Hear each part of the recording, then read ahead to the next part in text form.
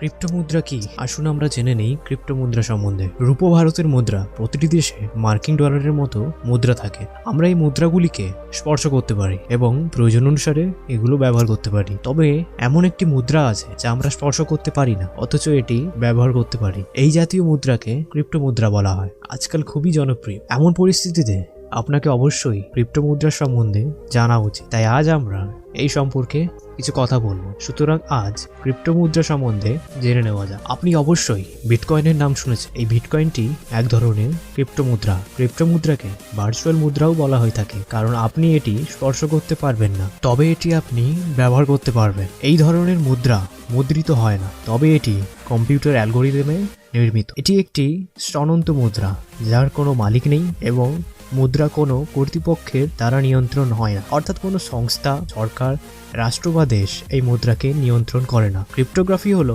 Digital মুদ্রা বা cryptography দ্বারা তৈরি করা হয়, তবে এটি আপনি ব্যবহার করে যে কোনো পণ্য বা পরিষেবা কিনতে পারেন। প্রথম ক্রিপ্টো মুদ্রা 2009 সালে চালু হয়েছিল, যা ছিল বিটকয়েন, এবং আজ বাজারে প্রায় 1000 ক্রিপ্টো মুদ্রা পাওয়া যায়। বিটকয়েন ছাড়াও কয়েকটি বিখ্যাত ক্রিপ্টো মুদ্রা হলেন red coin, Sia coin, SYC coin, voice coin এবং মনিরো।